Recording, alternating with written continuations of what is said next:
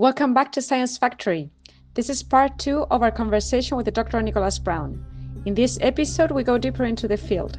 Nick shares his participation as director of the el-Ballas excavations, the challenges of managing multiple archaeological projects in Egypt, and the importance of preserving heritage in the face of modern development.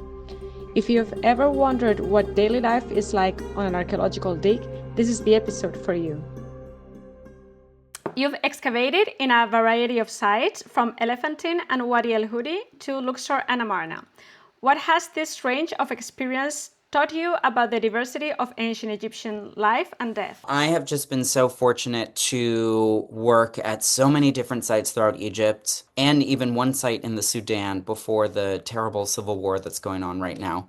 But I have done a variety of sites. I excavated an ancient quarry for amethyst. That was Wadi el-Hudi in the Aswan area.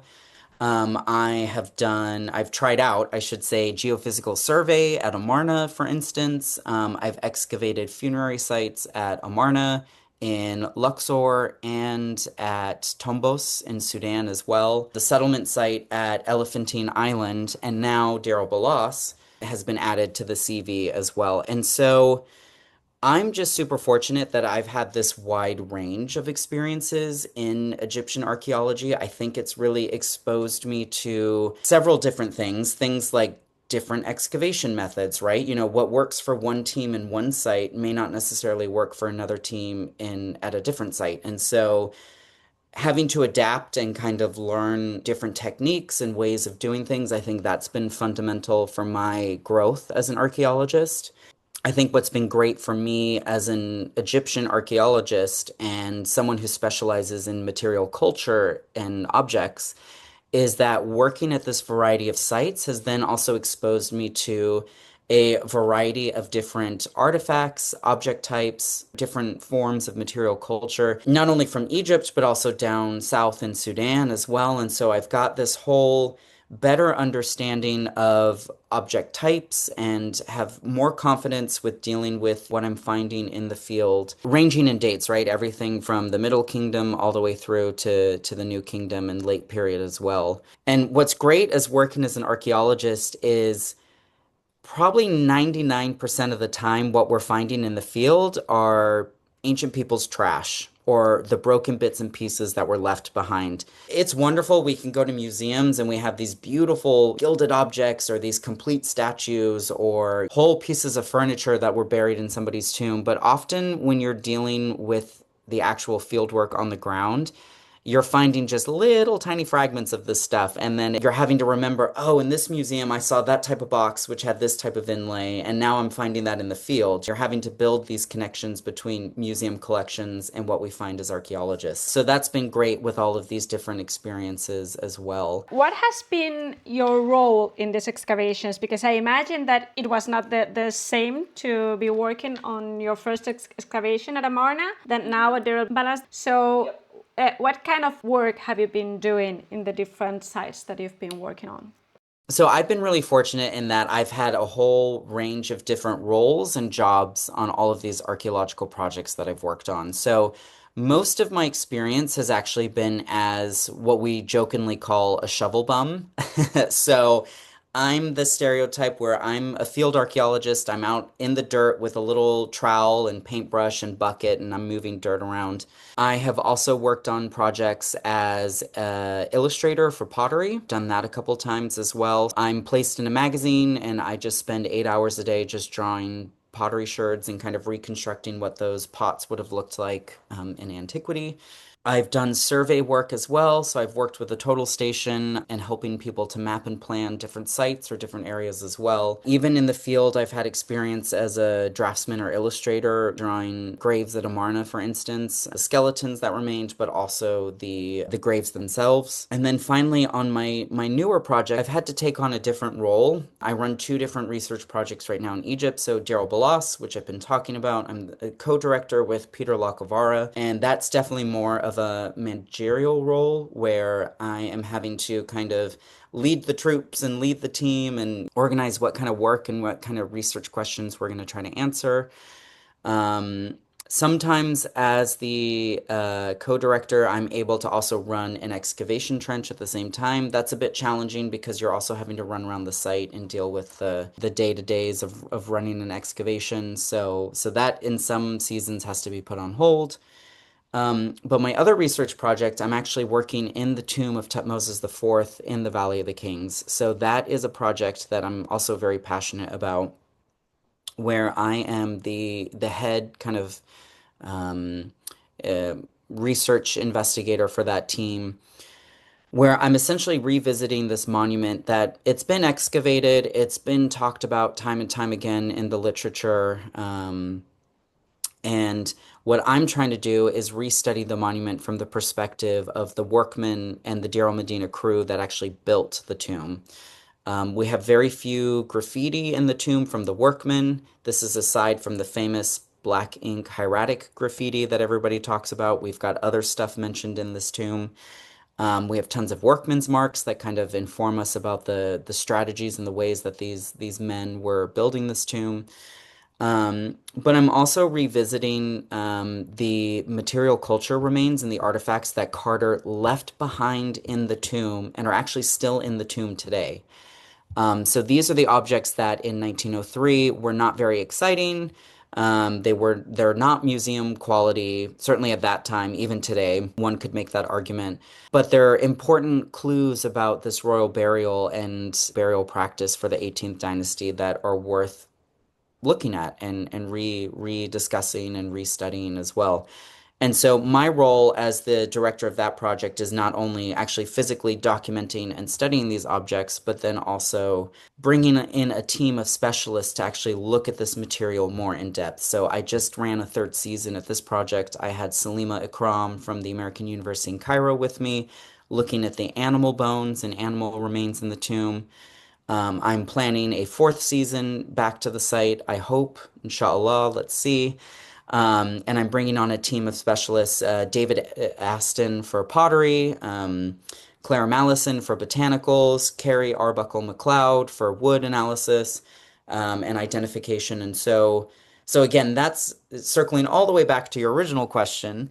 My role in that project, again, is not only this kind of documenter, photographer, digital archaeologist, right? I'm learning photogrammetry skills and how to use those, but also, again, kind of being this ringleader that's bringing together this team of specialists to study this really fascinating material. And how long is this project going to last for? Do you know? So I hope to run at least 2 or 3 more seasons in the tomb. I think there's still quite a bit of work that we can do. I have this amazing digital epigrapher, Shema Mandour. She's a local Luxor inspector who is helping us with the digital epigraphy, not only of the 2 decorated chambers in the tomb, but also, again, of all these fascinating workmen's marks throughout the tomb, and trying to just get those documented and a record of those published. We still have quite a bit of work to do in the tomb. I also, in line with my work at Deir el-Ballas, I also firmly believe in the long-term kind of preservation and protection of these monuments. And so with that, we're hoping to do, I should say, a monument kind of project management, right, of what's left in the tomb. So for instance, trying to redo the lighting in the tomb, right? It's these old kind of fluorescent bulbs. Those are damaging to the artwork, so we're trying to invest in LED lights to prolong the life of those artworks in the tomb.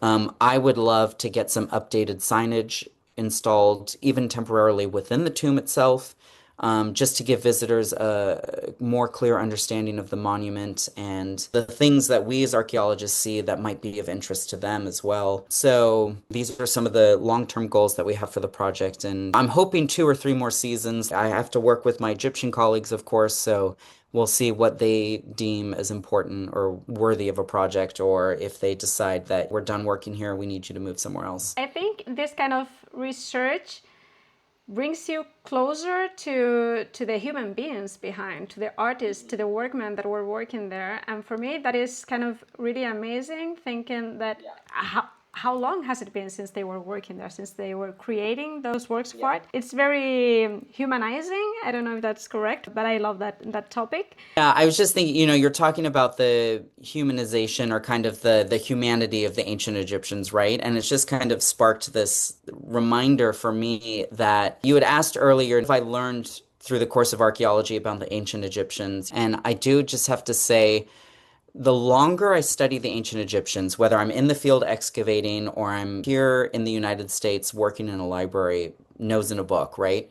The more I study the Egyptians, the more I realize how human and how similar to us today they really were. We're separated by, let's say, 3,000 years of history, right, from the ancient Egyptians, but they were having the same kind of fears, the same kind of experiences of emotions, falling in love, having disputes with their neighbors. We've got instances of papyri that record the village drunk who's on the wall throwing pot jars, people and stuff. I think it's the more I study the Egyptians, the more I realize they were pretty similar, if not exactly the same as us. Again, different culturally, but there is that human kind of aspect. And that, I think, for me, is one of the things as an archaeologist that I really latch onto and I really love about Egyptology and archaeology as well. It's just discovering that even though humans have been around for a speck of time in the scheme of things, right, of the universe, we haven't changed that much since our earlier ancestors. That's exactly what I was going to say. There are some things that never change and never will, I'm afraid. And so you're working into projects in the Valley of the Kings, as you were saying, well, in the Valley of the Kings and the el-Ballas. How do you manage your time to organize the different seasons of both campaigns and so on, of both projects? How do you do that from the US? I mean, it's not like you're close by. That's the $1,000,000 question. I'm not sure I've quite figured it out yet, but no, of course I have. I'm so lucky in a number of ways in time management and skills that I've acquired over the years to direct these two different projects. And so my first thing I have to say is I have a really wonderful supportive team on both projects, actually. And so having teammates who are responsive, who are diligent with their work, who are able to keep up with the pace of publications and getting information out there and stuff is key.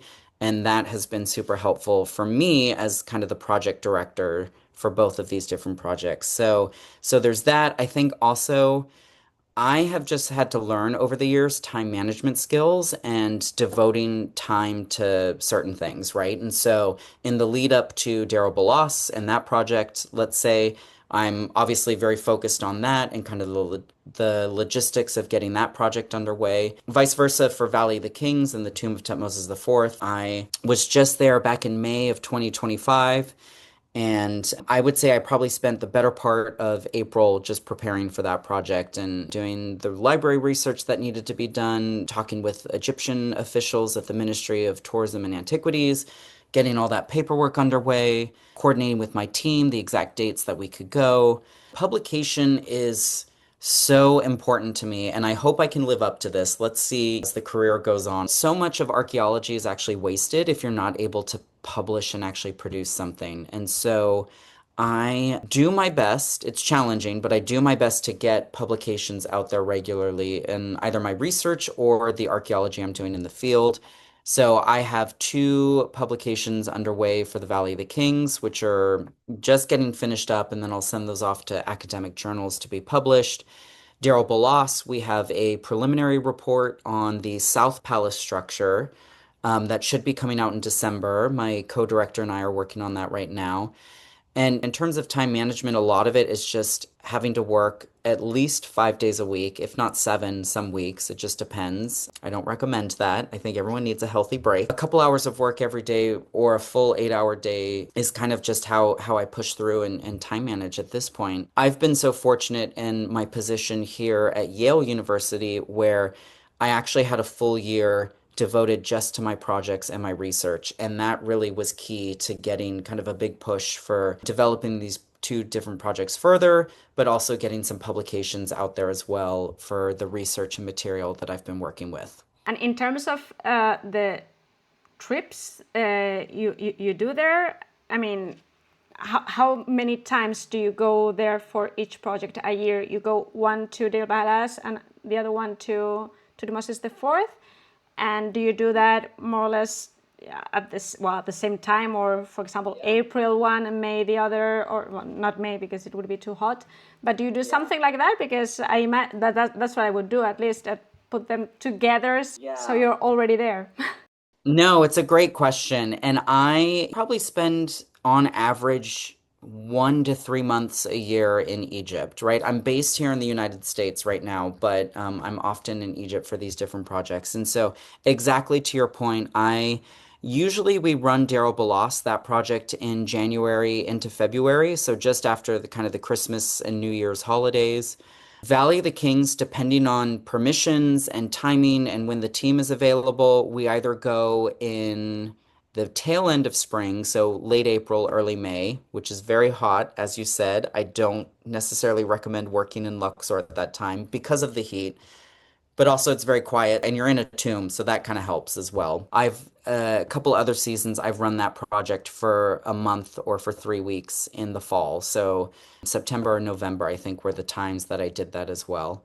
I have been very fortunate in running these projects in that I have just been afforded the time and the luxury to be able to go to Egypt in those separate moments and run these different projects. That's not the case for every Egyptian archaeologist with work commitments and teaching obligations and things like this back here in the States. So as time goes on, I'm probably going to have to adjust my excavation schedule and time management as well. Maybe run a summer season. That sounds crazy to me right now, but if that's the only time I have, that might be the only time I can get over there. We'll see. I'm still optimistic and hopeful at this point. Good, do that. Be optimistic. It's better than being pessimistic.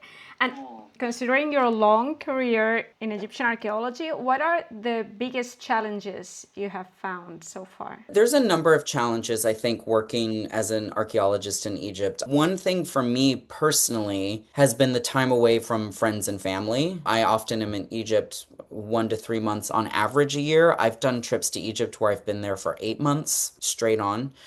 And that can get hard and challenging at times. So thankfully for our generation, we've got things like FaceTime, texting, which is almost instantaneous.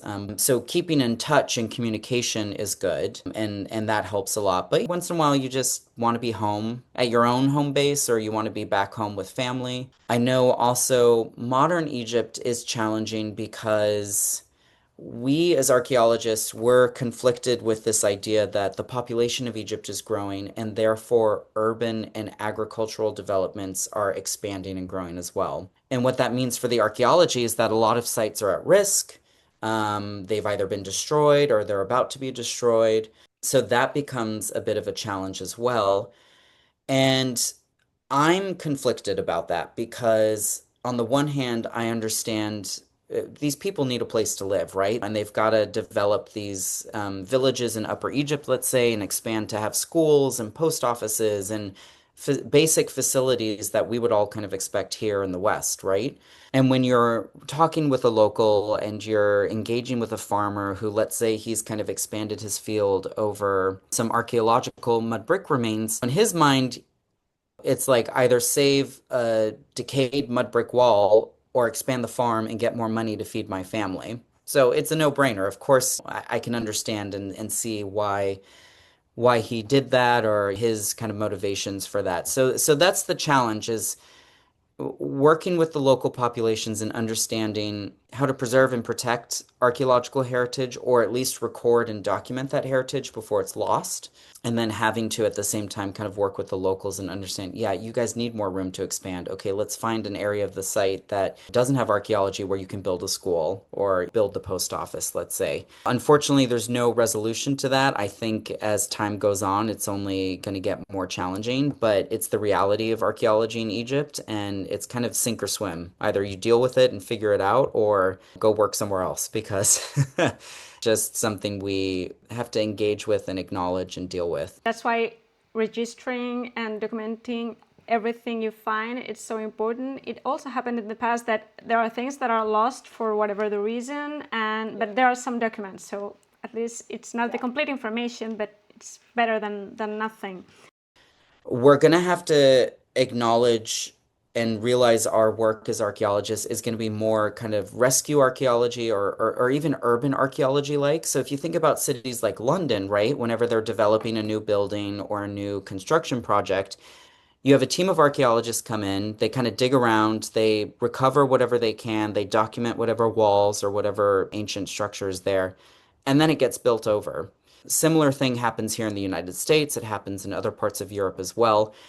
And so I think we're gonna have to start having a mindset of that for Egypt as well, where it's kind of like document, record, preserve what you can, rescue what artifacts you can, and then just acknowledge that at some point this is probably going to be built over or destroyed, Yeah. whether intentionally or accidentally or what have you. And that's seems like a grim picture, but I think it's also the most realistic kind of reality of the situation on the ground. Not every site in Egypt is like the Giza Plateau or the Valley of the Kings or Karnak Temple, where it has a nice protective wall built around it to prevent any kind of development or further decay. Most of them are exposed And people live there as well, so it's part of their lives as well. and we just kind of do what we can to record and document and make that information available to colleagues and other researchers as well. That's the other key to that as well. Record, document, make it available. Absolutely. Share the information is key as well. And the final question, what advice would you give to young people who are passionate about ancient Egypt and want to follow a similar path? I'll lay it straight to people. It is challenging being an Egyptologist in today's job market and academic world. I don't want to discourage anyone from ever studying Egyptology. I think it's such a fascinating subject. I think it really helps you as a modern member of society understand your own lived experience so much better, right? If we look at the past, we can kind of see where we are, where we're going as a people, as a group, as a society. And so I always want to encourage people to study Egyptology. I think some advice I could give to younger kind of students and scholars who are interested in the field is definitely take a trip to Egypt. If you have not been there, you absolutely have to go. I mean, the archaeology is incredible, the place is wonderful, the culture is great. I have seen with students in the past, some of them have gone to Egypt and they don't really care for it for one reason or another. And that's better to figure out early on than wait until you have your PhD, get a PhD, and realize, oh, actually, I really don't like going to Egypt. So now what do I do with my degree? So that's kind of one piece of advice. I always encourage students too to get life experience between different degrees. And so what I mean by that is I studied archaeology in bachelor's. I took a year off, worked at a bank, actually, of all places. I then did my master's in Egyptology. I then took 2 years off between the master's and my PhD, and I just worked as a freelance archaeologist in Egypt. And then I finally moved on to the PhD. And I really think it was those 3 years of kind of life experience that really helped shape me as a researcher and my interests and who I am. I think on the one hand, working at a bank for a year made me realize, all right, I don't want a normal 9 to 5 job. I'm not into this. I need to keep up with archaeology because I love this. And then the 2 years of working as a freelance archaeologist, that really solidified, like, I actually love doing this. I can be so poor. I had no income, just at the graces of my dig directors providing me with room and board for participating in their projects. I was able to make it work. That time in the field really solidified. I love Egyptology. I love archaeology. Kind of started guiding me towards the research interests that I had as well. And so I think that that's some of the advice I could give was go to Egypt, have some years off between degrees if you're already a student, and just persevere. That's a hard one. I often have days even now where I'm like, oh, what am I doing? There's no jobs left. There's nothing on the market. But I think the perseverance is key as well. Yeah, I agree.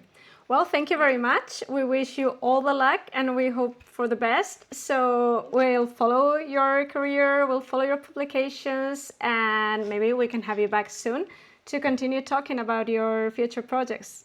Yeah, thank you so much. It's really just been a pleasure to be able to share my experiences as an archaeologist in Egypt and also share these wonderful projects that I'm a part of as well over there. So thank you so much. Thank you very much.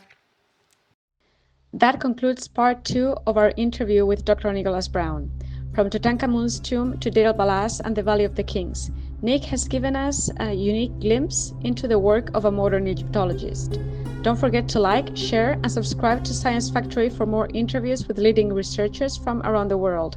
Thanks for listening and see you in the next episode.